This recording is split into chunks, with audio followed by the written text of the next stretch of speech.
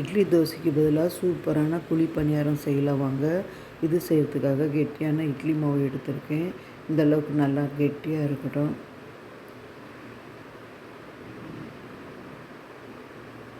இப்போ இதுக்கு 1 கேரட், 1 பெரிய வெங்காயம், 2 பச்சை மிளகாய், கொஞ்சம் கருவேப்பிலை, கொத்தமல்லி.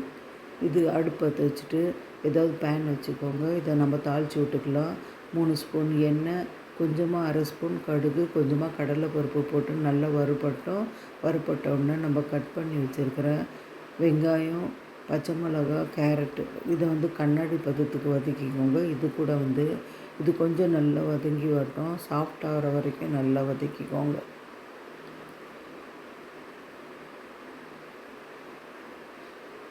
இப்போ கொத்தமல்லி, கருவேப்பிலை போட்டு வதக்கிக்கலாம்.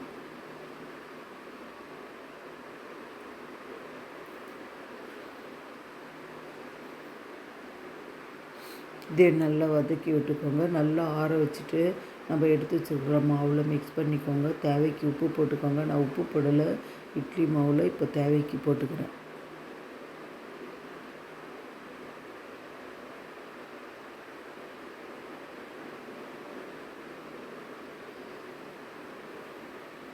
அடுப்பில் பணியார சட்டி வச்சுக்கோங்க. சூடாகட்டும். நல்லா சூடானோடனே கொஞ்சமாக எண்ணெய் தேய்ச்சி விட்டு எல்லா குழிலையும் ஒவ்வொரு ஸ்பூன் எண்ணெய் போட்டுக்கோங்க. இது நல்லாவே சூடாகட்டும். அதுக்கப்புறம் நம்ம மீடியம் பண்ணிக்கலாம் ஃப்ளேமை. பாருங்கள், சூடாயிடுச்சு.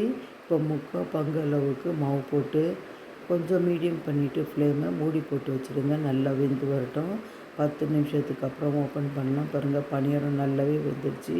ஒரு சைடே வெந்து போதும்னா எடுத்துக்கோங்க. அப்படி இல்லைன்னா இன்னொரு சைடும் ரெட்டாக வரணுன்னா, நல்லா கோல்டனாக வரணுன்னா திருப்பி போட்டுக்கோங்க. அவ்வளோதான், ஒரு ஈடு பணியாரம் வெந்துடுச்சு. இதை எடுத்துக்கலாம். மறுபடியும் நம்ம வச்சுருக்கோம் இல்லையா மாவு, இன்னொரு ஈடு போட்டுக்கலாம். இதே மாதிரி ஒவ்வொரு ஸ்பூன் எண்ணெய் போட்டு மீடியம் ஃப்ளேம்லேயே நல்லா வேக வச்சு எடுத்துக்கோங்க. பாருங்கள், மூடி போட்டு வச்சுறேன், வேகட்டும்.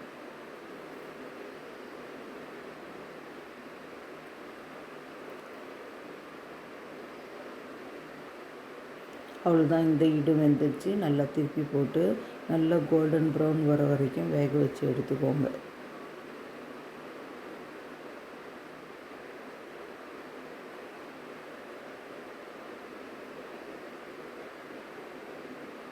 பாருங்கள், எவ்வளோ கிறிஸ்பியாக இருக்குது. நல்லா கோல்டன் ப்ரௌனாக. இது ரொம்ப டேஸ்ட்டாக இருக்கும். இந்த மாதிரி எந்த சட்னி கூடவே நீங்கள் சர்வ் பண்ணுங்கள். ரொம்ப சூப்பராக இருக்கும்.